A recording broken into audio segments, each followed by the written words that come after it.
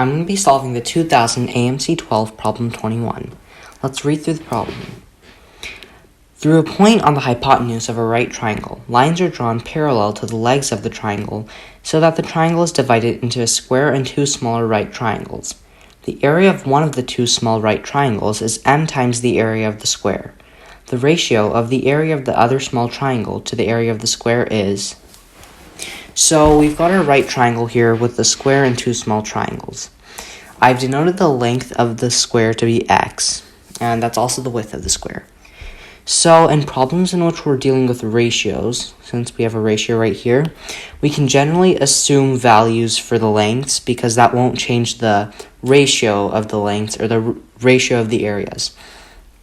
And so in this problem, the assumption I'm going to make is that this is a 30, 60, 90 triangle. And that's going to help because the ratio of that is easy to work with. And so it's going to make the problem easier to solve. So I'm going to call this angle 30 degrees and this angle 60 degrees. So if you don't know already, the ratio of the sides in 30, 60, 90 triangle is x to x root 3 to 2x. Where this is leg 1, this is leg 2, and then this is the hypotenuse. And so in this problem, we have the small leg of this larger small right triangle as x. And so we know that this is going to be x root 3.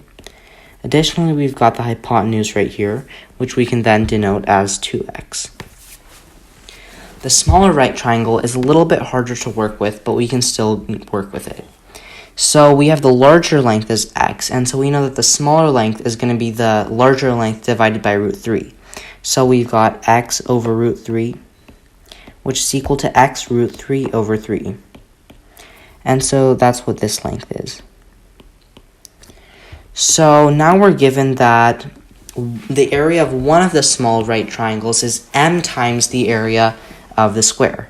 And so that means that we can take either one of the small right triangles, and I'm going to take this right triangle since it's easier to work with. And so using that, we get the area of this right triangle is x squared root 3 over 2 by base times height divided by 2. And then the area of the square, so let me denote this as RT for right triangle. And so then we've got, And then we've got the area of the square as x squared. And this is the square. And so we know that the area of the right triangle is m times the area of the square.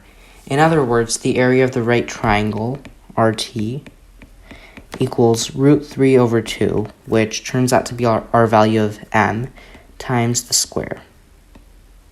The brackets just mean area. And so now we've got that m is equal to root 3 over 2. So now that we've got the value of m, we can find the area of the other small right triangle and compare that to the area of the square using our new value of m that we found. So the area of the small right triangle, which has legs of length x root 3 over 3 and x, we have to divide this by 2 and we get